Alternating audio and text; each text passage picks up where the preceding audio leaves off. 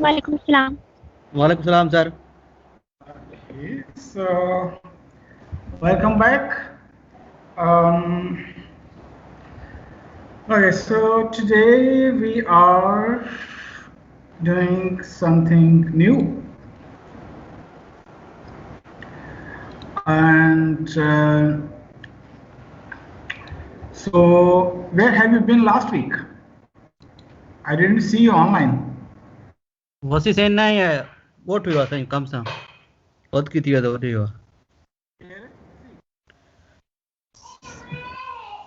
वसी से गोट हुआ गोट बहुत की थी तो उन्हीं पास हुआ ठीक है। सो मां ये पूछा पियो त लास्ट टाइम तव्हां किथे हुयो लास्ट वीक थर्सडे वारे ॾींहुं केरु ऑनलाइन कोन हो?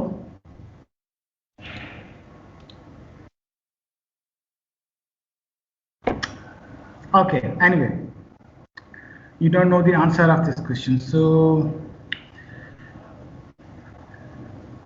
what is the topic that we have done last week? पिछले हफ्ते हमने कौन सा टॉपिक किया था, कंप्लीट किया था? कौन सा टॉपिक? नॉन फंक्शनल रिक्वायरमेंट किया था सर। नॉन फंक्शनल रिक्वायरमेंट जो हैं वो हमने कंप्लीट की थी last week, and that was notes of 17th lecture. जी बिल्कुल. So and then we also discussed what are different types of the non-functional requirements. Non-functional requirements की different types क्या हैं और फिर उसमें जो उसकी categories हैं, जैसा कि let me share my screen with you. Okay, so let me start the lecture, start recording. Assalamu alaikum everybody, welcome back to the course of software engineering, and we have finished the chapter of requirement engineering last week, and within the chapter of requirement engineering we have done non-functional requirements. That was something we did in the last lecture, and these are different categories, different types of non-functional requirements that you can see here on the screen, and the red boxes that you see around is the boxes which I used for the discussion while I was explaining these requirements to you. Otherwise these are not the part of diagram, so I'm just removing these red boxes around them. Okay, so three major types of non-functional requirements. There is product requirements, organizational requirements, and external requirements, and then there are subtypes of each of these categories, and in subtypes we see more non-functional requirements. So basically non-functional requirements are constraints. These are the limitations which apply on various services of the system, or even which apply on the whole system. Some requirements, most of the requirements, they apply on the whole system. Functional requirements are limited to those services, whereas the non-functional requirements are mostly they are not limited to a particular service, but they apply on all the requirements. For example, usability requirement, you need it everywhere. Space requirement, you want to be satisfied everywhere. Ethical requirements, they apply on screens. Regulatory requirements, they apply on all the data. Security requirements, it applies on all the data. So most of the non-functional requirements, they apply on the whole system and on all the services, or on the components of the service of the system. And that is why non-functional requirements are very important. ठीक है, इसी वजह से जो non functional requirements हैं वो बहुत ज़्यादा इम्पॉर्टेंट भी हैं, क्योंकि वो अप्लाई होती हैं सारे जो सिस्टम है उसके ऊपर वो अप्लाई होती हैं. ठीक है, so before I start the new lecture I would like to ask if you have any questions from the last lecture. इस लेक्चर में से अगर कोई सवाल हो, काइंडली अगर आप पूछना चाहें तो you are welcome. Otherwise, I can start a new chapter, which is also a new topic that we'll start today. But before that, I would like, if you have any questions that you want to ask. Okay, okay, it seems that you do not have any questions. There are not many people online, only 13 people are online. This is not a good attendance, the online course.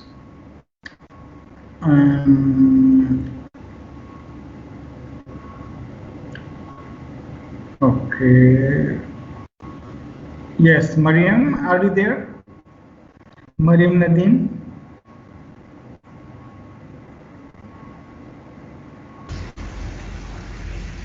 Yes, sir. Okay, so do you have any question from the non-functional requirements? No, sir. Okay, so can you tell me what is the operational requirements? Operational requirements क्या होती हैं?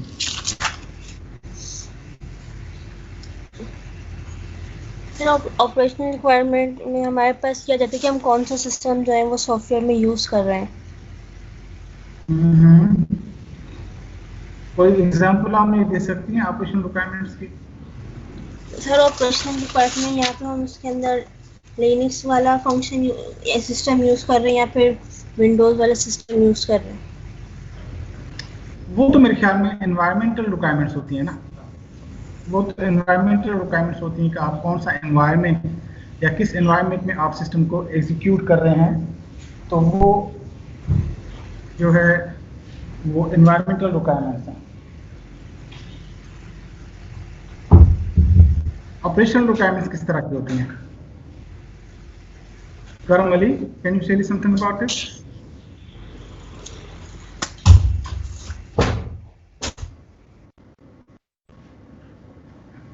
Yes, sir. Yes, so give me some examples of the operational requirements.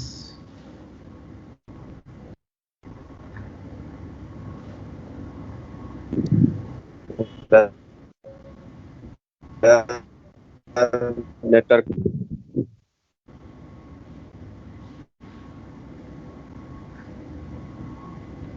Ali Iftikhar?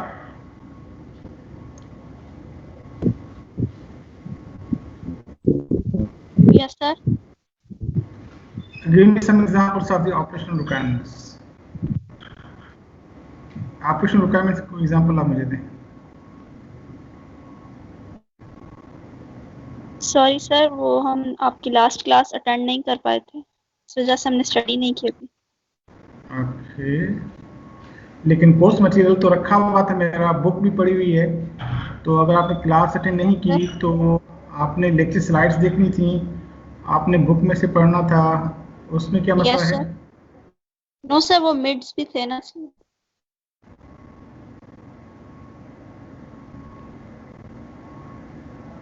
Asif Ali, what are operational requirements? Roll number 04, Asif Ali.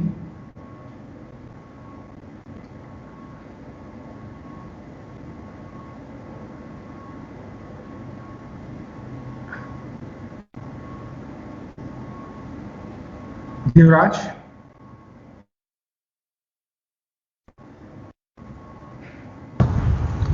Ji sir. Operational requirements की कोई example? Sir example तो कोई याद नहीं है मुझे. अच्छा, ये एग्जांपल्स मैंने दी है यहाँ पे. ये एग्जांपल याद है? Product requirements, organisational requirements, external requirements. ठीक है, उसके अलावा भी हमने काफ़ी सारे एग्जांपल्स डिस्कस की थी, लेकिन एटलीस्ट ये एग्जांपल्स तो आपकी स्लाइड्स में लिखी हुई हैं मेंट केयर सिस्टम की.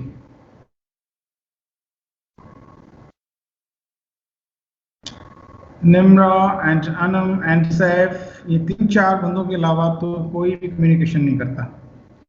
तो बाकी लोग क्या यहाँ पे टाइम ज़ाया करने आए हैं? नोरेस, I have seen you after a long time. जी सर, कुछ इश्यूज थे, इस वजह से क्लास नहीं ले पाया, सॉरी. इंशाल्लाह रेगुलर लेंगे. Prem roll number 134. जी sir. Explain me these examples: product requirements, organizational requirements, external requirements. क्या सर क्या एक सर क्लास मिस की थी मैंने उस दिन, नहीं ली थी.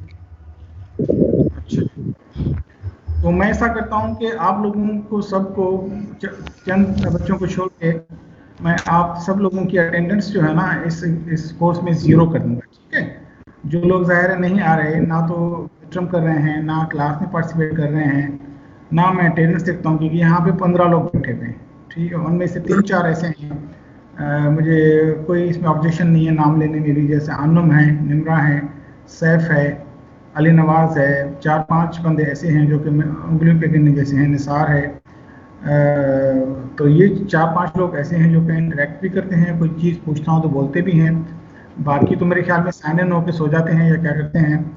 तो I don't think you are going to get any attendance from me for this. So you will get 0 attendance, which also means that आपकी जो एग्जाम में एलिजिबिलिटी है वो 0 हो जाएगी. You will not be allowed to sit in the exams because you have 0% of attendance. Sorry sir. But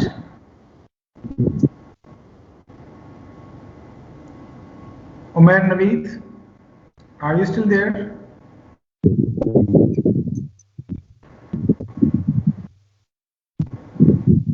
मैं सारे आपके लेक्चर्स पे आपका मटेरियल मैंने रखा हुआ है, आप मेरे वीडियोस भी रिकॉर्डेड हैं, everything is there. What is the problem? अगर आपने क्लास अटेंड नहीं की तो अभी भी देखें, ये रेड लाइन आपको यहाँ पे नजर आ रही है. This red line, this is video recording. My lectures are being video recorded and those are available online. अगर कोई कहता है कि मैंने क्लास अटेंड नहीं की, तो वीडियो रिकॉर्डिंग को अटेंड करने में क्या मसला है आपको? आफाक सोलंकी साहब, खैर साहब, आफाक सोलंकी.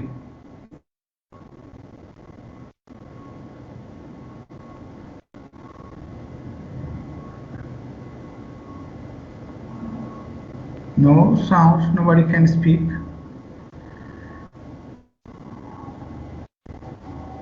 Yes, Anum, आप बताइए बेटा कोई example operational non functional requirements की. सर ऑपरेशनल रिक्वायरमेंट की एग्जांपल ये होगी कि हमारा सिस्टम जो है वो कैसे वर्क कर रहा है, और क्या बोलते हैं, जैसे मेन केयर सिस्टम है उसकी परफॉर्मेंस कैसे है, वो दूसरे सिस्टम के साथ कैसे इंटरेक्ट कर रहा है. ठीक है, लेकिन परफॉर्मेंस जो है आप यहाँ पे देखिए, परफॉर्मेंस यहाँ पे आ रही है. Performance requirement is a type of product requirement, whereas the operational requirement is a type of organizational requirements. थोड़ा सा जो ना ये डिफरेंट हैं चीज़ें. ठीक है, चलिए ये एग्जांपल देखते हैं. जो एग्जांपल मैंने आपको दी थी, इसमें एक जगह पे ऑपरेशन रिक्वायरमेंट है. ऑर्गेनाइजेशनल के अंदर ये जो रिक्वायरमेंट है, मैं समझता हूँ कि ये रिक्वायरमेंट ऑपरेशनल रिक्वायरमेंट है. और ये रिक्वायरमेंट क्या कह रही है? Health authority identity card. Yes, health authority identity card. So the requirement is that the users of the Medicare system shall authenticate themselves using their health authority identity card. ठीक है, ये ऑर्गेनाइजेशनल रिक्वायरमेंट की जो type है वो operational requirement है, क्योंकि system को ऑपरेट करने के लिए उनके पास ये आईडी कार्ड का जो नंबर है वो होना चाहिए. उसको यूज करके वो सिस्टम में साइन इन हो सकते हैं. ठीक है, ये एक ऑपरेशनल रिक्वायरमेंट है. और ये रिक्वायरमेंट कैसी है जो नीचे लिखी हुई है, ये निम्रा आप बताइएगा. सर ये लेजिस्लेटिव रिक्वायरमेंट है. स्टैंडर्ड की रिक्वायरमेंट है, लेजिस्लेटिव भी कह सकते हैं. ठीक है, ये एक स्टैंडर्ड है as a set out in the standard. ठीक है, यहाँ पे लिखा हुआ है कि ये एक स्टैंडर्ड है, उस स्टैंडर्ड का ये नाम है. और इस स्टैंडर्ड को फॉलो कर जो प्राइवेसी के जो रूल्स हैं, ठीक है, the system shall implement patient privacy provisions which means rules based on this standard. तो ये लेजिस्लेटिव रिक्वायरमेंट्स भी कह सकते हैं इसको, स्टैंडर्ड रिक्वायरमेंट्स को कह सकते हैं। So this is a type of external requirements, ठीक है। और ऊपर जो प्रोडक्ट रिक्वायरमेंट्स आ रही हैं, ये मुझे कौन समझाएगा कि ये किस तरह के रिक्वायरमेंट्स हैं। प्रोडक्ट रिक्वायरमेंट की जो टाइप्स हैं, ये यहाँ पे टाइप्स आपको सामने नजर आ रही हैं। इनमें से कौन सी टाइप्स जो है ना यहाँ पे मैच करती हैं। जैसे ये चीज़ जो है, निम्रा और अनम के अलावा कोई खुदा का बंदा जो है ना वो अगर ऑनलाइन आ जाए तो आप बड़ी मेहरबानी होगी।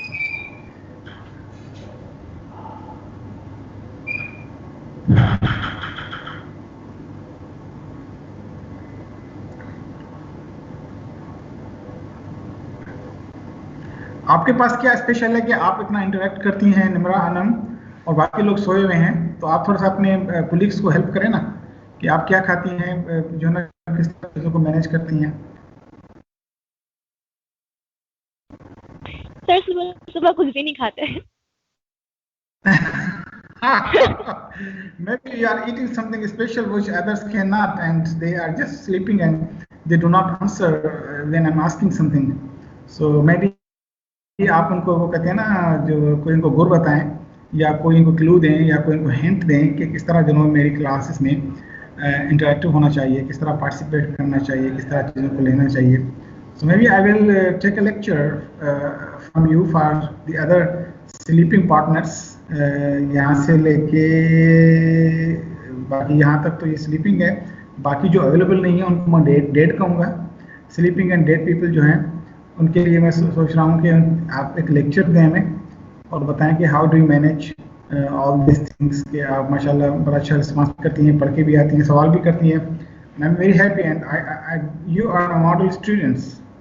This is the type of students I need in my class. Who should speak, who should talk, who should ask, who should reply. I don't like deaf and dumb people, honestly.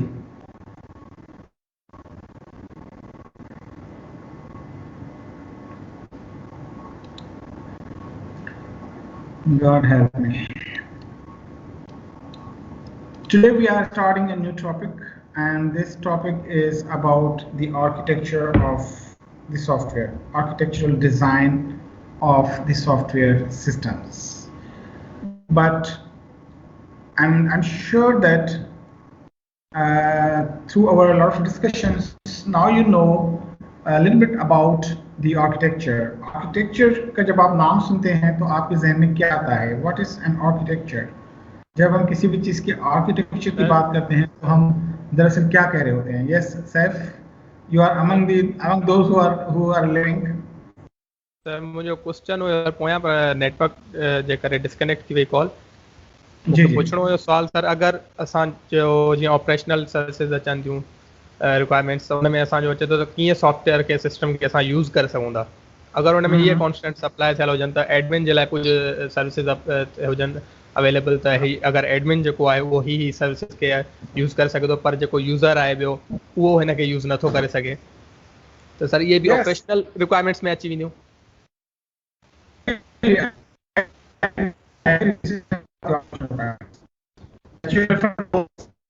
Organisation में different technical roles हैं, users हैं, administrators हैं, managers हैं, and you set the permissions for them that this set of services can be accessed only by the administrators, this set of services can be accessed by the users, this set of services can be accessed by the decision makers, which means managers.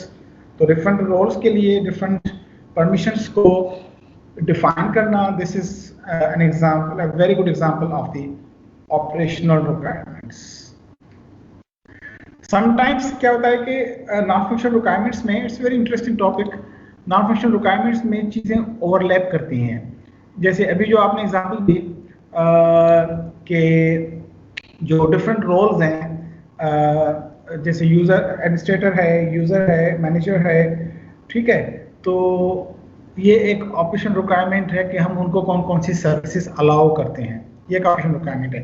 At the same time this is also security requirement, ठीक है, क्योंकि permissions देना functionalities के लिए आप लोग समझते हैं ऑपरेटिंग सिस्टम के अंदर या एप्लीकेशंस के अंदर आप जब परमिशंस देते हैं तो बेसिकली आप सिक्योरिटी की सेटिंग्स कर रहे होते हैं, ठीक है। तो समटाइम्स जो है ना ये ओवरलैप भी करती हैं कि एक रिक्वायरमेंट है जो कि ऑर्गेनाइजेशनल भी है और जो वो अब देखें ये रिक्वायरमेंट इनफैक्ट ऑर्गेनाइजेशनल भी है। देखें सिक्योरिटी रिक्वायरमेंट्स यहाँ पे भी लिखी हुई है, प्रोडक्ट भी है और सिक्योरिटी रिक्वायरमेंट्स यहाँ पे भी लिखी हुई हैं, एक्सटर्नल भी है, ठीक है। तो सम रिक्वायरमेंट्स कैन ओवरलैप। एक ऐसी रिक्वायरमेंट्स है जो कि किसी भी टाइप की एक से ज़्यादा टाइप्स की हो सकती हैं या एक से ज़्यादा जो हाई लेवल कैटेगरीज हैं उनसे। तो ये आपने जो भी बताई इसको कहते हैं एक्सेस कंट्रोल।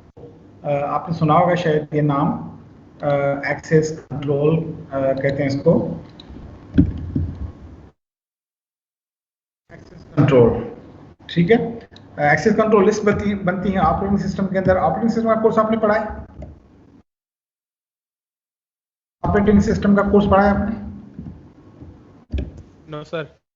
No sir. अच्छा अभी नहीं, तो आगे जाके पढ़ेंगे। तो एक्सेस कंट्रोल से मुराद ये है कि आप एक्सेस को कंट्रोल करें कि किसको कितनी एक्सेस देनी है, एडमिनिस्ट्रेटर को कितनी एक्सेस देनी है सर्विसेज की, यूजर को कितनी देनी है, मैनेजर को कितनी देनी है, इंटरनल यूजर को कितनी देनी है, एक्सटर्नल यूजर को कितनी देनी है। So you can set certain rules, ठीक है, उसको कहते हैं access control. So basically this is a security feature, but again the decision of security is based on certain legislation.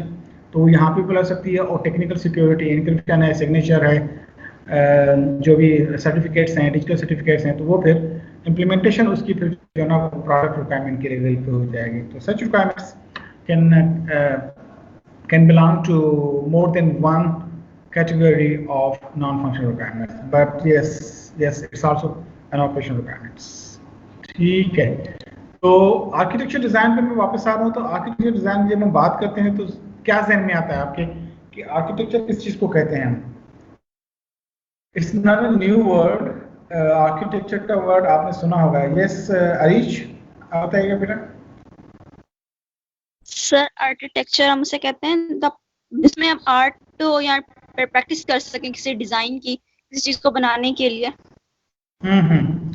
किसी चीज को कंस्ट्रक्ट करने के लिए, किसी चीज को मैन्युफैक्चर करने के लिए, किसी चीज को बनाने के लिए जो एक बेसिक डिजाइन होता है, बिल्कुल बेसिक डिजाइन होता है, उसको हम कहते हैं आर्किटेक्चर। एग्जांपल्स मुझे देंगे नोरेस, कोई एग्जांपल दे मुझे आप आर्किटेक्चर डिजाइन की। जी सर, आर्किटेक्चर डिजाइन की सर जिस तरह प्लाटिंग वगैरह होती है किसी भी इलाके के अंदर, तो सर वो उसका एक ऑफिस बनाते हैं, हेड ऑफिस, उसके अंदर सर उस पूरे इलाके का एक डमी नक्शा बना हुआ होता है सर, उसे आर्किटेक्चर डिजाइन कहते हैं, डमी किसी चीज की बनाना। ठीक है, जब आप किसी हाउसिंग स्कीम में जाते हैं उनके ऑफिस में, तो उनके पास पूरी हाउसिंग स्कीम का एक लेआउट बना हुआ होता है। उसमें बताते हैं कि कौन कौन से प्लाट्स हैं, रोड्स कहाँ पे हैं, सीवरेज लाइन कहाँ पे है, मस्जिद कहाँ पे है, शॉपिंग एरिया कहाँ पे है, कार पार्किंग कहाँ पे है। So it shows you the layout of various housing components, ठीक है। जो हाउसिंग सोसाइटी में हाउसिंग कंपोनेंट्स होते हैं, तो डिफरेंट जो हाउसिंग कंपोनेंट्स हैं जिसमें घर भी हैं, दुकान भी हैं, स्कूल भी है, मस्जिद भी है, रोड भी है, ऑफिसेज भी हैं, तो वो कहाँ कहाँ पे लोकेटेड हैं उस एरिया के अंदर, उसको हम कहते हैं कि this is the map of this housing society. ये उस हाउसिंग सोसाइटी का मैप है, ठीक है। तो वो हम उसको आर्किटेक्चर भी कहते हैं क्योंकि वो उसका बेसिक डिजाइन है, उसी की बेसिस पे फर्दर जो है ना वो उसकी जो है ना वो डिजाइन होती है, पूरी स्कीम जो है ना वो उस आर्किटेक्चर के बेसिस पे जो है ना वो कंस्ट्रक्शन उसकी उस आर्किटेक्चर के बेसिस पे होती है। Good example. यस अनम, कोई एग्जांपल आप दीजिएगा मुझे अदर देन बिल्डिंग्स। सर इन वो कार का स्ट्रक्चर बनता है। क्या चीज? सर कार का स्ट्रक्चर बनता है, कार का ऑटोमोबाइल्स जो हैं, जो गाड़ी है उसका जो वर्किंग कंपोनेंट्स हैं, उसका इंजन है, उसके व्हील्स, उसकी टाई रॉड है, उसकी जो है ब्रेक है, उसका एक्सीलेटर है। तो these are various components of an automobile. एक गाड़ी की ये सारे डिफरेंट कंपोनेंट्स हैं। अगर उनका डिजाइन आपको कहीं पे पेपर पे नजर आए तो आप ये कहेंगे कि ये इस कार का डिजाइन है, ये इस कार का आर्किटेक्चर है। Good example. Yes, more examples Saif.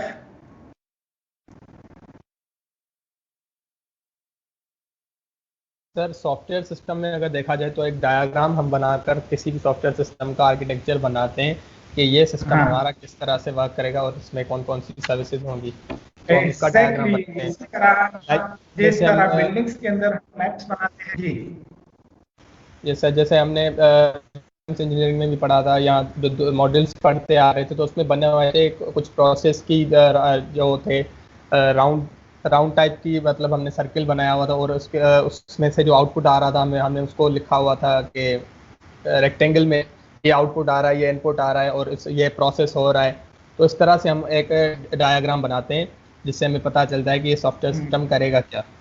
और एग्जाम्पल कोई हम बना रहे हैं ट्रांसपोर्ट का, तो उस हिसाब से भी। ठीक है, गुड है। अली नवाज, आप कोई एग्जांपल दीजिएगा आर्किटेक्चर डिजाइन का, कोई सा एग्जांपल दें, सॉफ्टवेयर का दें, सॉफ्टवेयर के बगैर किसी का दें। अस्सलाम वालेकुम सर। वालेकुम सलाम। हेलो अस्सलाम वालेकुम sir. Yes sir, mobile company जैसे स्ट्रक्चर बनाती है मोबाइल सिस्टम का, जो पूरे सिस्टम कैसे यूज होता है, कैसे इसकी क्या क्या चीज़ में सिस्टम को चाहिए, पूरे जो है ना इसके मोबाइल फोन का जो डिजाइन है, जो उसका हार्डवेयर डिजाइन है, उसका भी एक आर्किटेक्चर बनता है। सही कह रहे हैं आप। इसी तरह जो मोबाइल फोन का जो ऑपरेटिंग सिस्टम है, दैट इज एंड्रॉयड, उसका एक आर्किटेक्चर है। माइक्रोसॉफ्ट विंडोज जो कि डेस्कटॉप कंप्यूटर्स या फिर लैपटॉप कंप्यूटर का जो एक ऑपरेटिंग सिस्टम है, उसका एक आर्किटेक्चर है। कोई भी प्रोडक्ट ले लें, भले वो सॉफ्टवेयर प्रोडक्ट हो, भले वो मैकेनिकल प्रोडक्ट हो, भले वो इलेक्ट्रिकल प्रोडक्ट हो, भले वो कंस्ट्रक्शन प्रोडक्ट हो, भले वो इलेक्ट्रॉनिक प्रोडक्ट हो, कोई सी भी प्रोडक्ट हो, most of the products which we manufacture, सारी प्रोडक्ट्स ऐसी प्रोडक्ट्स जिनको हम मैन्युफैक्चर करते हैं, जिनको हम खुद डेवलप करते हैं, तो सबसे पहली जो चीज़ होती है वो हम ये करते हैं कि उसकी रिक्वायरमेंट समझते हैं, और उसके बाद जो दूसरा स्टेप होता है वो ये होता है कि उसकी रिक्वायरमेंट की बेसिस पे हम एक हाई लेवल आर्किटेक्चर डिज़ाइन करते हैं, जिसमें हम ये कंपोनेंट्स आइडेंटिफाई करते हैं कि इस प्रोडक्ट के कंपोनेंट्स कौन से हैं और वो कंपोनेंट्स एक दूसरे से किस तरह कनेक्टेड हैं। So that's the basic definition to identify what are the components of a product. कोई भी प्रोडक्ट हो सकती है, भले इलेक्ट्रॉनिक की हो, मैकेनिकल की हो, इलेक्ट्रिकल की हो, सॉफ्टवेयर की हो, ऑटोमोबाइल्स की हो, किसी भी लेवल की जो प्रोडक्ट हो, तो उस प्रोडक्ट को जब आपको समझ में आ गया तो उस प्रोडक्ट में आपको बनाना क्या है, when you are clear about the requirements, that is what we have understood from the requirement engineering. The next phase is to design the architecture, network architecture। जब आप नेटवर्क बनाते हैं तो आप नेटवर्क का एक आर्किटेक्चर बनाते हैं। आप ये बताते हैं कि डेटाबेस कहाँ पे होगा, आप ये बताते हैं कि स्टोरेज कहाँ पे होगा, आप ये बताते हैं कि वर्चुअल मशीन कहाँ पे होगी, एप्लीकेशन सर्वर कहाँ पे होगा, नेटवर्क सर्वर कहाँ पे होगा, स्विच कहाँ पे होगा, राउटर कहाँ पे होगा, एक्सेस पॉइंट्स कहाँ पे होंगे। ठीक है, तो ये सारे जो डिफरेंट कंपोनेंट्स हैं नेटवर्क के, तो उन नेटवर्क के कंपोनेंट्स का भी एक डिज़ाइन बनता है, एक हाई लेवल आर्किटेक्चर बनता है। That is why an architecture is a very important artefact. It's a very important artefact, it's a very important design decision. Architecture एक डिज़ाइन डिसीजन है और बहुत ज़्यादा इम्पॉर्टेंट है, क्योंकि जैसे भी हम हाउसिंग की बात कर रहे थे ना, तो अगर आपने शुरू में ही उस हाउसिंग का लेआउट बुरा बना लिया, ऐसा बना लिया कि जो ना वो एक जो दुकान है आपने 5 घरों के बीच में दुकान रख दी, ठीक है, so it's going to create problems for the people who are living in the houses. जो लोग उन घरों में रह रहे हैं तो उनको प्रॉब्लम होगी कि दुकान पे जो है ना वो स्ट्रेंजर्स आ रहे हैं, वहाँ पे नॉइज़ है। ठीक है, तो आपको बड़ा केयरफुली काफ़ी सारी रिक्वायरमेंट्स को जहन में रखते हुए आपको आर्किटेक्चर्स बनाने होते हैं, because those are the major, the most important, the most critical design decisions that you make in the beginning of the design of any product, including the software products or software systems, right? Okay, so what do you expect when we talk about these software systems? अब थोड़ा सा specific होते हैं, हम बात करते हैं कि सॉफ्टवेयर सिस्टम्स के अंदर जो आर्किटेक्चर्स हैं उसमें आप क्या एक्सपेक्ट करते हैं कि उसके अंदर क्या चीज़ें होनी चाहिए। Anyone? Three.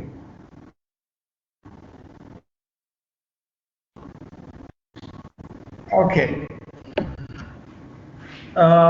चलिए मैं थोड़ा सा let me just go further for the slides and maybe you understand it more. So here it says that architecture design is concerned with understanding of software systems, how a software system should be organized. That is the main software system किस तरह structured है, किस तरह organized है, and designing the overall structure of the system, which is important for that. Architecture design is critical link. It's very critical link between design and requirement engineering. Okay, you finish the requirement engineering phase, and now you want to design the system, and architectural design is the basis, on the basis of which you will do further design of the system. So it identifies the main structural components. This is the definition. It identifies the main structural components of system and their relationships.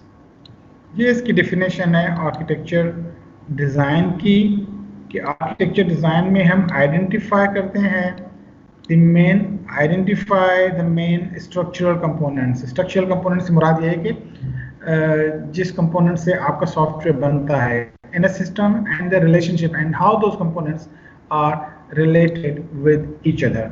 ये सारे जो components हैं एक दूसरे से किस तरह जो हैं related हैं. ठीक है. The output of the architecture design process is an architecture model. जब आप architectural design करेंगे तो you will produce an architectural model. ठीक है, which will describe the components and the connections between the components. Okay. Yes, agility and architecture. Architecture का जो है ना वो agility के साथ बड़ा ताल्लुक है कि if you develop the architecture using agile approach, आप लोगों को पता है कि agile approach क्या है, हमने इसको कवर किया है बड़े अच्छे तरीके से लास्ट जो हमारे उसके अंदर.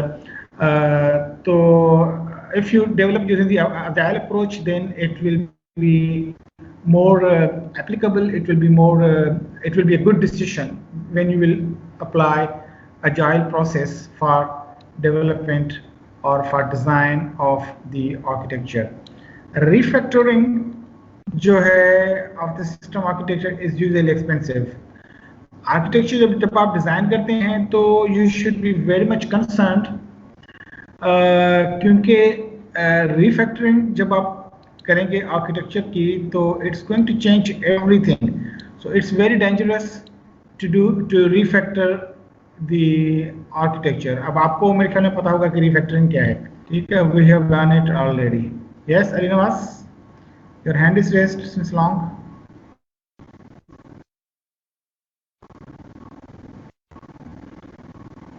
Ali Nawaz, you have a question?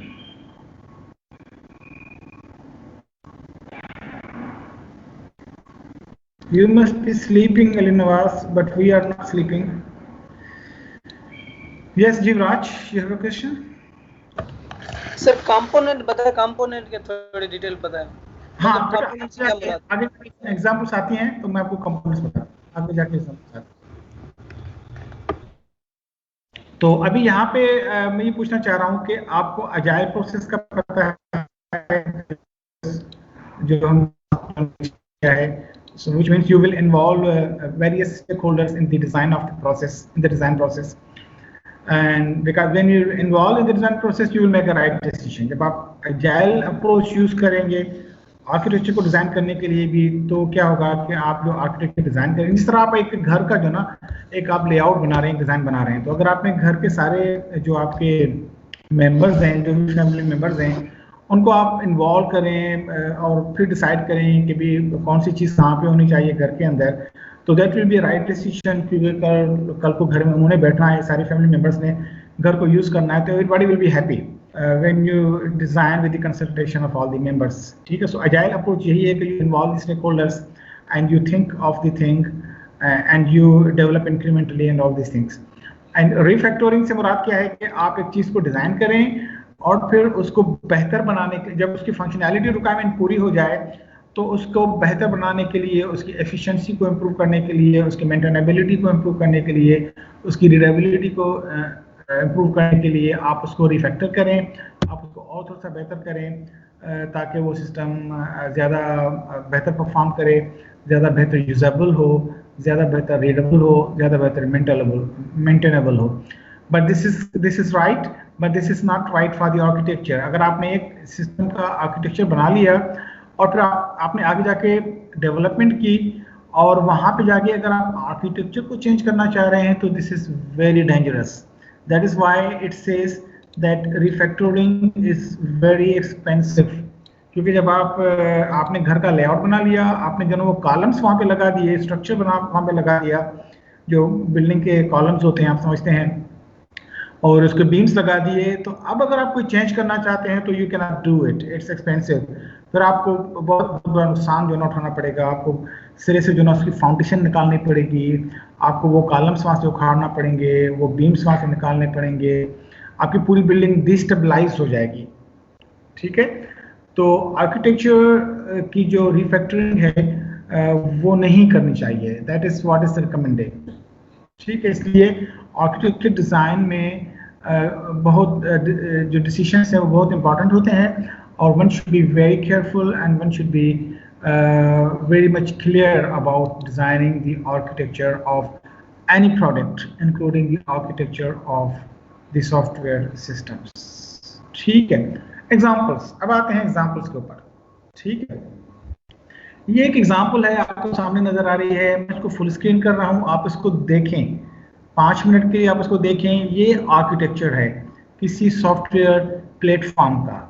And basically this is one of the projects which I have done in Denmark when I was working there as a postdoc researcher, and this is the one which actually I have developed. This architecture is developed by me.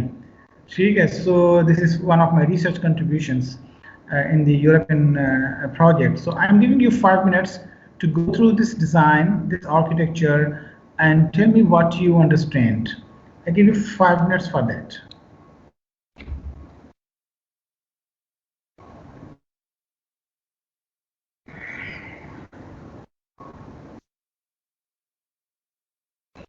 और नीचे आप एक reference भी देख रहे हैं. ये reference उस आर्टिकल का है जो कि मैंने IEEE पे पब्लिश किया है, और जो है ये डायग्राम या फिर ये जो आर्टिकल है ये यहाँ पे अवेलेबल भी है, आप इसको यहाँ से डाउनलोड भी कर सकते हैं. लेकिन अभी आप जस्ट देखें कि आपको यहाँ पे इस आर्किटेक्चर में क्या समझ में आ रहा है, यहाँ पे क्या हो रहा है, what is happening here.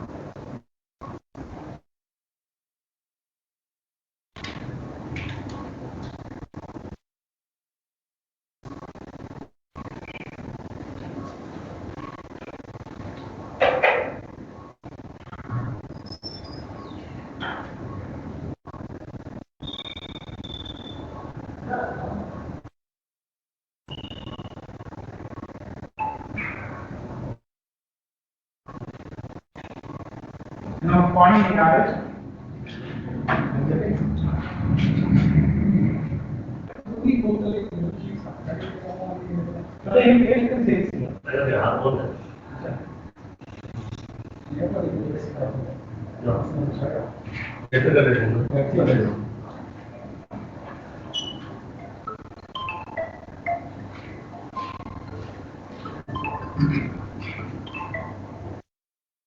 Hello.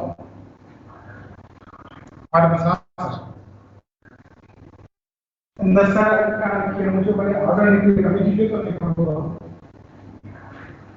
वो कॉन्टैक्ट में होगा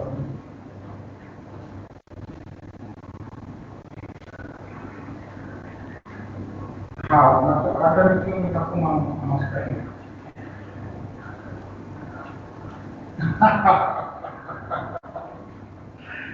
सही है ठीक है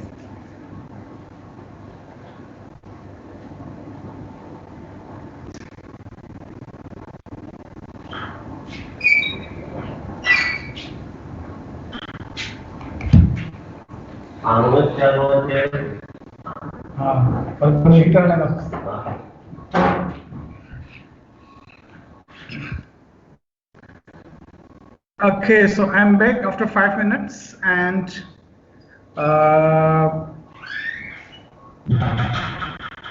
so could you understand something from this diagram which is इस diagram में आपको समझ में आई? Yes, Nimra? सर ये किसी हेल्थ केयर का आर्किटेक्चर डिजाइन है. Good. इसमें क्या बोलते हैं थर्ड पार्टी ऑर्गेनाइजेशन का बताया हुआ है और यहाँ पे बताया हुआ है कि जो हम ये सिस्टम को ओपन करेंगे तो बायोमेट्रिक तस्दीक देनी चाहिए या कोई आइडेंटिटी वगैरह देंगे और इसमें नर्सिंग के बारे में नर्सिंग होम कम्युनिकेशन और इन सब चीज़ों के बारे में बताया गया हुआ है और थर्ड पार्टीज का बताया गया हुआ है कि कौन कौन इससे इंटरेक्ट हो सकता है. डायग्नोस्टिक लेबोरेटरी वाले हो गए, हेल्थ इंश्योरेंस वाले हो गए, इन सब के बारे में बताया गया है. ठीक है, गुड गुड.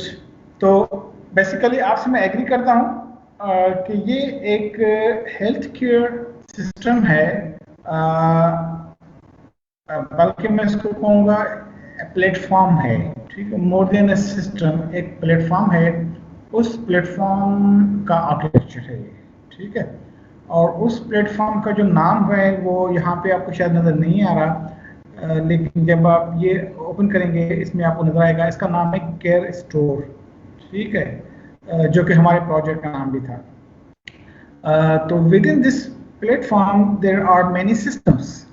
एक प्लेटफॉर्म जो है ये, इसके अंदर काफ़ी सारे सिस्टम्स जो हैं वो आपको नज़र आ रहे हैं. कुछ सिस्टम्स ऐसे हैं जो कि हमने डेवलप किए और कुछ सिस्टम्स ऐसे हैं जो कि अवेलेबल हैं और उनके साथ हमारा जो प्लेटफॉर्म है उसको हमने इंटीग्रेट किया. ठीक है, तो ये उस प्लेटफॉर्म का आर्किटेक्चर है, which means it shows various components of the platform. उस प्लेटफॉर्म के जो डिफरेंट कंपोनेंट्स हैं वो दिखा रहा है, या फिर जो एक्सटर्नल कंपोनेंट्स हैं जो कि ये हैं वो इसमें नज़र आ रहे हैं. जो उसके इंटरनल कंपोनेंट्स हैं जो कि ये हैं, और प्लस ये एक फ्लो बता रहा है. यहाँ पे आपको नंबर्स नज़र आ रहे हैं ना, ये 7, 6, 8. ठीक है, ये आपको एक प्रोसेस भी बता रहा है कि किस तरह जो है कोई भी एक बिजनेस सर्विस है, या जो ये कहना चाहिए कि कौन सा कंपोनेंट दूसरे कंपोनेंट को किस पर्पस के लिए यूज़ करेगा. तो ये जो नंबर आपको यहाँ पे आइटम्स नज़र आ रहे हैं, जैसे यहाँ पे नंबर 1 है, यहाँ पे नंबर 4 है, यहाँ पे नंबर 8 है, यहाँ पे नंबर 7 है. तो यहाँ पे एक पर्पस लिखा हुआ है कि ये जो कनेक्टिविटी है इस कंपोनेंट की या इस सर्विस की दूसरे के साथ, तो उसका पर्पस क्या है. ये जो कनेक्टिविटी है इस क्लाउड कंपोनेंट की इस कंपोनेंट के साथ, उसका पर्पस क्या है. ये जो 6 कनेक्टिविटी है ये आपको यहाँ पे नज़र आ रही है. तो यहाँ पे this is giving lot of information about the whole platform, कि इसके कंपोनेंट्स क्या हैं, सर्विसेज क्या हैं, यूजर्स कौन से हैं, डिवाइसेस कौन सी हैं, डेटाबेस कौन सा है, एक्सटर्नल ऑर्गेनाइजेशंस कौन सी हैं, और उनकी जो कनेक्शंस हैं उन कनेक्शंस का जो पर्पस है वो क्या है. तो this is giving lots of information of the care store platform. ठीक है? Yes, सैफ, आपको इसमें क्या समझ में आता है? सर ज़्यादा समझ नहीं आया, लेकिन इतना समझ में आया कि केयर स्टोर जो है एक प्लेटफॉर्म, तो उसमें से सबसे पहले स्टेप है, कंपोनेंट बना हुआ है कि रजिस्ट्रेशन हो रही है। रजिस्ट्रेशन के बाद सेकंड एंड थर्ड नंबर पे उसकी वेरिफिकेशन हो रही है, आइडेंटिफाई किया जा रहा है। उसके बाद हमारे पास आ रहे हैं कि उसकी सिस्टम के जो हैं मैक एड्रेसेस वगैरह, ब्लूटूथ और पेयरिंग कोड्स, वो हमारे स्टोर हो रहे हैं होम केयर प्लेटफॉर्म में। और देन हमारे पास आ रहा है नंबर 5 पे कि वो सेम कॉन्फ़िगर कर रहा है उन सब चीज़ों को। और कॉन्फ़िगरेशन के बाद हमारे पास वो हमारी हेल्थ केयर स्टोर का जो हेल्थ डेटा स्टोर है, डेटा हमारी वो स्टोर हो रही है, मेडिकल डेटा जो कि पेशेंट्स वगैरह की है। और उसके बाद हमारे पास आ रहा है कि जो third party health care organisations हैं, जो यानी कि मे बी इनको हम स्टेक होल्डर्स भी कह सकते हैं, कि वो उसको एक्सेस कर रहे हैं उन लोगों की जो शहरियों की है, पेशेंट्स की डेटा, मेडिकल डेटा है, उनको वो एक्सेस कर रहे हैं। और वो care store health data services के थ्रू उनको रिट्रीव हो रही है डेटा। Good, great. अब देखिए, आर्किटेक्चर को समझना आसान होना चाहिए, that is the very first point. Architecture system का या एप्लीकेशन का या प्लेटफॉर्म का, ये एक प्लेटफॉर्म है, ठीक है? तो इसका जो आर्किटेक्चर है that should be easy to understand, उसको समझना लोगों के लिए जो भी इसको पढ़ें, ठीक है, जो भी स्टेक होल्डर्स हैं, क्योंकि you are at the very beginning of the system design, ठीक है? तो यहाँ पे जो इसके रीडर्स हैं, जो स्टेक होल्डर्स हैं, वो कौन लोग होंगे? सॉफ्टवेयर इंजीनियर होंगे, ऑफ कोर्स, डोमेन एक्सपर्ट्स होंगे, जो कि एडमिनिस्ट्रेशन के लोग भी हो सकते हैं, क्लिनिक एडमिनिस्ट्रेशन के लोग भी हो सकते हैं, डॉक्टर्स भी हो सकते हैं, गवर्नमेंट ऑर्गेनाइजेशन भी हो सकती हैं, क्योंकि सिटीजन्स की जो मेडिकल डेटा है, ठीक है? तो technical, non technical, government, 3 types of roles are involved in understanding the system. That is why the architecture should be such that every one of them should be able to understand what is happening, what are the components, and what are the relations of those components for the particular architecture. ठीक है? जैसे कि अभी सैफ ने बड़ी अच्छी जो ना वो इसकी अंडरस्टैंडिंग मुझे बताई, और मुझे काफ़ी खुशी भी हुई कि उसको ये चीज़ समझ में भी आ गई, और इससे पहले निमरान ने बताई मेरे ख्याल में किसी हद तक जो अपनी understanding. So you guys are technical guys, and maybe you do not have a lot of information of this platform. I have more information because I have been working on this, but still you are able to understand it from the boxes and arrows. आपको जो boxes and arrows नजर आ रहे हैं, ये boxes हैं, ये arrows हैं, यहाँ पे जो symbols हैं, जैसे ये cloud का symbol है, यहाँ पे ये एक जो है ना वो device का symbol है, यहाँ पे human का symbol है, यहाँ पे database का symbol है। इन symbols को आप समझते हैं, ठीक है? यहाँ पे जो ना database का symbol है। तो इसमें आर्किटेक्चर के अंदर जो है ना वो common to understand, easy to understand symbols, easy to understand blocks, easy to understand workflows, easy to understand arrows, language, colours इसके अंदर हैं। ये कलर्स भी दे आर मीनिंगफुल, ये कलर्स कुछ बता रहे हैं। ब्लू कलर्स में क्या है, पर्पल कलर के अंदर क्या है, ग्रीन कलर के अंदर lot of information, green colour के अंदर जो चीज़ें हैं वो क्या हैं। तो this is also something that is to be noted के this is a family of subsystems. जैसे जो सब सिस्टम्स हैं, ये सब सिस्टम है, ये सब सिस्टम है, ये सब सिस्टम है। तो ये ब्लू कलर में है, ये एप्लीकेशंस और ड्राइवर्स हैं। ये ग्रीन कलर में, ये एक लोकल हार्डवेयर प्लेटफॉर्म है जो है ना, ये पिंक कलर में है। ये लोकल डेटाबेस है, वो ग्रीन में है, और रिमोट डेटाबेस है, ये ऑरेंज कलर में है। तो you know what I mean, के these are the things which you keep into consideration, that an architecture should be easy to understand, and it should be understandable by all the stakeholders who are involved in the development of the system, जो कि technical, non technical, government, management के जो लोग हैं, वो सारे इस architecture को जो ना वो समझ सकें। आप, मेरा ये ऑब्जेक्टिव नहीं है कि आप इसको 100% समझें, ठीक है?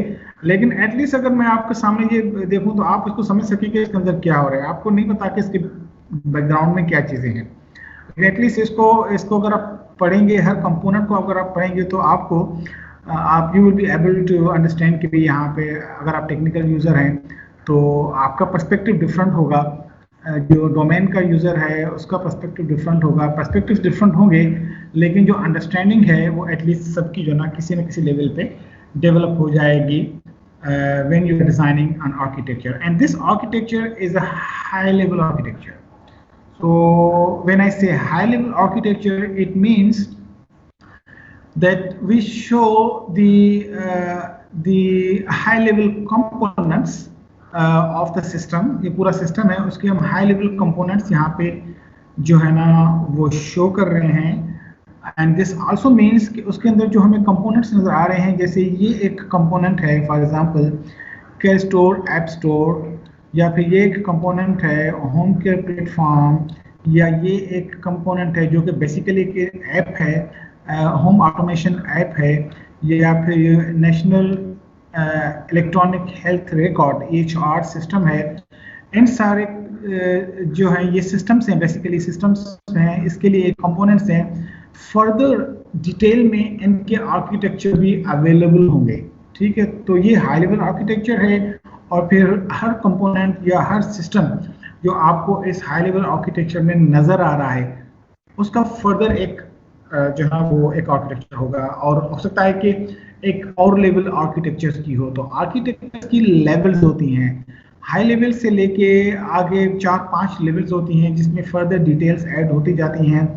Till you have a technology architecture. बिल्कुल एंड में आपके पास टेक्नोलॉजी आर्किटेक्चर होगा जिसमें आपको ये पता होगा कि कौन से technical protocols, TCP IP protocols, JMS, या कौन से वेब सर्वर, Tomcat, ISS, वो चीज़ें आपको नजर आएंगी बिल्कुल टेक्निकल आर्किटेक्चर में लो लेवल पे. लेकिन उससे पहले जब जो डिज़ाइन का प्रोसेस स्टार्ट होगा वो हाई लेवल आर्किटेक्चर पे होगा. डिसीजन मेकिंग जो होगी वो हाई लेवल आर्किटेक्चर पे होगी, और इम्प्लीमेंटेशन जो है वो फिर लो लेवल आर्किटेक्चर पे होगी. So this is an example of a high level architecture. ठीक है, okay. Now this is an example of the low level architecture. अब यहाँ से मैंने क्या किया कि एक कंपोनेंट मैंने यहाँ से पिक किया. कौन से वाला? Crypt system. आपको यहाँ पे ये नजर आ रहा है, ये क्रिप्ट यहाँ पे नजर आ रहा है, ये वाला सिस्टम यहाँ पे नजर आ रहा है जो पिंक कलर में है. ये पिंक कलर में एक सिस्टम है, सब सिस्टम उसको कहना चाहिए. ये एक सब सिस्टम है, और इस सब सिस्टम का फर्दर जो है वो लो लेवल एक आर्किटेक्चर है जो कि आपको नजर आ रहा है, हाँ, जो कि आपको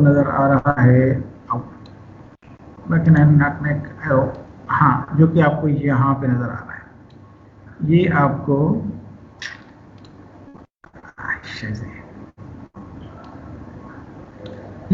यहाँ पे नजर आ रहा है जो ऊपर हमने ये क्रिप्ट सिस्टम देखा है यहाँ पे. ठीक है, तो ये इसको हम कहते हैं कि ये लो लेवल आर्किटेक्चर है. ठीक है, क्योंकि ये हमें फर्दर डिटेल देता है कि इस सब सिस्टम की या फिर इस कंपोनेंट की जो सब कंपोनेंट्स हैं या फिर जो उनकी आपस में रिलेशनशिप है वो जो है ना वो किस तरह की है. तो यहाँ पे हमें ये चीज़ नज़र आ रही है, एक लो लेवल आर्किटेक्चर नज़र आ रहा है. तो हाई लेवल आर्किटेक्चर्स होते हैं डिसीजन फेज में, इनिशियल फेजेस में, और आगे जाके फिर जो डेवलपर्स हैं. अब ये दिस इज प्योरली टेक्निकल. ठीक है, ये स्टेक होल्डर्स के लिए नहीं है, सारे स्टेक होल्डर्स के लिए नहीं है, ये टेक्निकल स्टेक होल्डर्स के लिए है. जो टेक्निकल स्टेक होल्डर्स हैं, जो डेवलपर हैं, और जो सिस्टम आर्किटेक्ट है या सिस्टम इंजीनियर है, ये जो आर्किटेक्चर है इसके रीडर्स या इसके डेवलपर्स जो हैं वो टेक्निकल रोल है, टेक्निकल जो है वो लोग हैं. अब जस्ट फॉर द सेक हो सकता है कि इसमें से भी, चूँकि हम लोग टेक्निकल हैं, आप भी टेक्निकल हैं, मैं भी टेक्निकल हूँ, तो हम लोग फिर टेक्निकल चीज़ों को समझ लेते हैं ना. तो हो सकता है कि आपको इनमें से कुछ चीज़ें समझ में आ रही हों कि ये जो कंपोनेंट्स हैं विद इन दिस सब सिस्टम ऑफ द क्रिप्ट सब सिस्टम के अंदर ये कंपोनेंट्स हैं. तो ये कंपोनेंट्स कौन से हैं और ये यहाँ पे जो है वो क्या कर रहे हैं. ठीक है, हो सकता है आपको समझ. जैसे मैं आपको बताऊं कि यहाँ पे एनक्रिप्शन आपको बताया कि सिक्योरिटी का एक कंपोनेंट है जो डाटा को एनक्रिप्ट करता है. डिजिटल सिग्नेचर के बारे में आपको पता होगा. प्राइवेसी का कंपोनेंट है. पॉलिसीज जो हैं वो प्राइवेसी की यहाँ पे रखी हुई हैं. RFID जो डाटा है वो यहाँ पे रखा हुआ है. एक्सेस कंट्रोल पॉलिसीज यहाँ पे रखी हुई हैं. आइडेंटिटीज जो है ना वो आपके यूजर नेम, पासवर्ड्स, ये यहाँ पे रखे हुए हैं। आइडेंटिटी आपको कौन प्रोवाइड कर रहा है, ठीक है, एक्सटर्नल अगर आपको है तो वो ये यहाँ पे रखी हुई है। ऑथेंटिकेशन आपको किस तरह हो रही है, ऑथोराइजेशन कंपोनेंट जो है वो यहाँ पे है। नॉन वेरिएशन की ज़्यादातर सिक्योरिटी रिक्वायरमेंट्स भी हैं और डिवाइस वैलिडेशन रिक्वायरमेंट्स भी हैं, और बेसिकली देखिए सिक्योरिटी सर्विस है, ठीक है, ये सारे कंपोनेंट्स एक सिक्योरिटी सर्विस के हैं। तो दिस इज एन एग्जांपल। आपको इसको समझना कोई इतना ज़रूरी नहीं है, I am just giving the example from something which I have done during my research. और ये आर्किटेक्चर भी आपको यहाँ पे एक आर्टिकल है, आर्टिकल ई का है ये भी।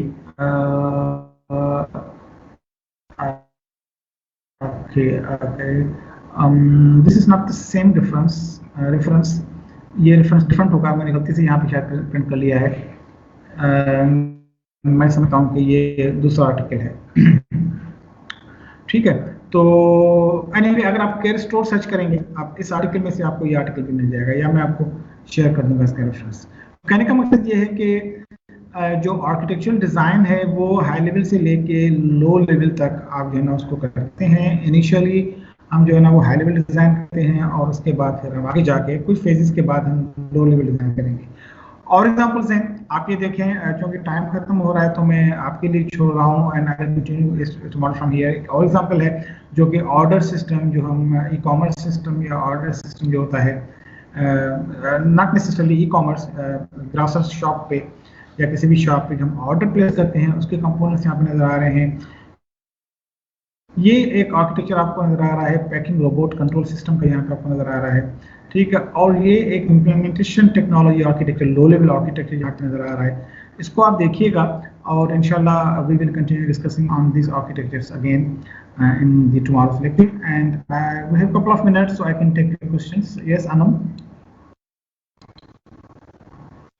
आर्किटेक्चर और डिजाइन अलग अलग वर्ड्स है ना, सिमिलर वर्ड्स तो नहीं है ना? They are architecture is one of the artifacts of the design, ठीक है। डिजाइन के अंदर जो आर्टिफैक्ट्स होते हैं, या ये कहना चाहिए कि जो प्रोसेस है डिजाइन का, उसमें एक जो एलिमेंट है वो आर्किटेक्चर है, उसके अलावा और भी एलिमेंट्स हैं डिजाइन में, सॉफ्टवेयर डिजाइन के अंदर, ठीक है। So the very beginning, the very initial जो डिजाइन आर्टिफैक्ट है, आर्टिफैक्ट समझते हैं ना आप? No sir. नो, आर्टिफैक्ट नहीं समझते।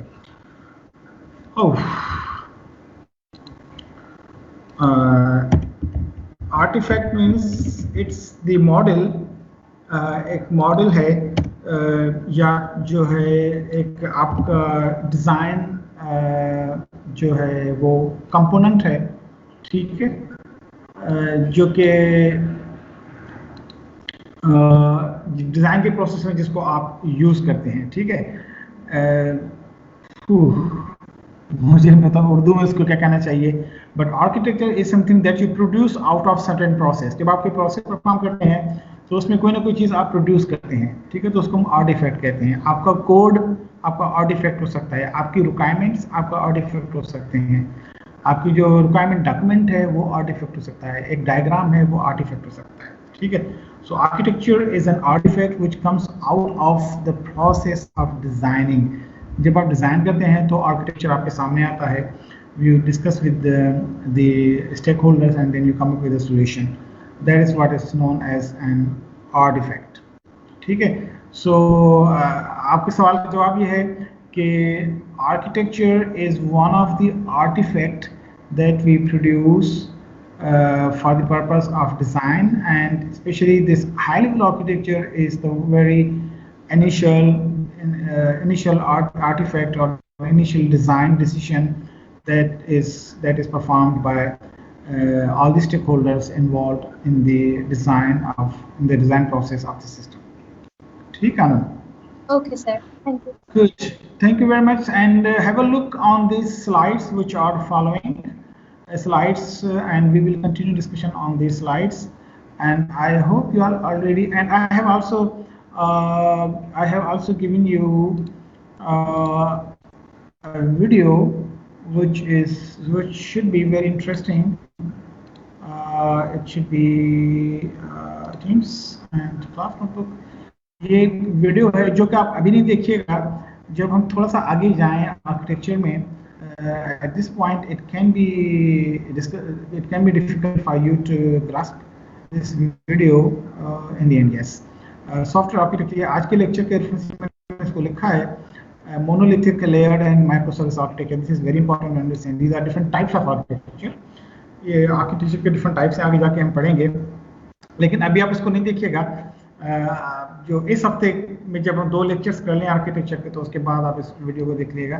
This is very interesting video available on YouTube, which discusses about what is software architecture. Software architecture के बारे में जो है ना वो काफ़ी सारी चीज़ें हैं, जो चीज़ें मैंने पढ़ाई हैं वो भी रिपीट होंगी और कुछ नई चीज़ें भी आपको इस वीडियो के अंदर आपको सीखने को मिलेंगी। ठीक है, सो for now, as the time is over, I thank you very much for your attention, and inshallah we'll continue learning tomorrow. Take care. Allah Hafiz.